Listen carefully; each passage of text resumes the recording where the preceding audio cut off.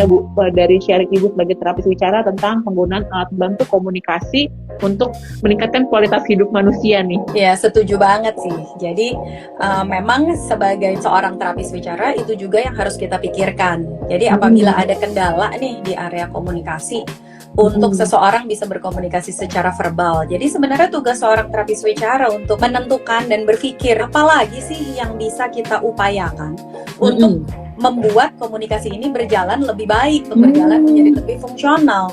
Jadi kita akan mencoba untuk berpikir, contohnya nih, waduh, yang lain nggak bisa bergerak, yang dia bisa gerakan hanya matanya saja. Apa yang bisa kita lakukan dengan gerakan mata ini untuk dia bisa berkomunikasi? Nah, disitulah AAC itu masuk, atau KAA sekarang berarti bahasa Indonesianya, komunikasi alternatif augmentatif.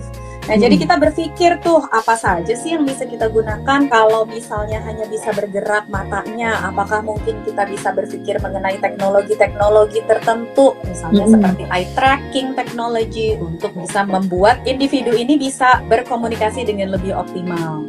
Kemudian kalau misalnya kita ketemu dengan anak-anak yang saat ini belum berbicara, populasinya minimally verbal atau bahkan populasinya non-verbal, alat komunikasi apa sih yang bisa kita ajarkan untuk membantu anak ini bisa berkomunikasi dengan lingkungannya? Nah, itu memang adalah tugasnya seorang terapis wicara. Dan lebih menariknya lagi, ini akan menjadi salah satu yang menjadi keunggulan dari prodi terapi wicara dan bahasa di Bentara.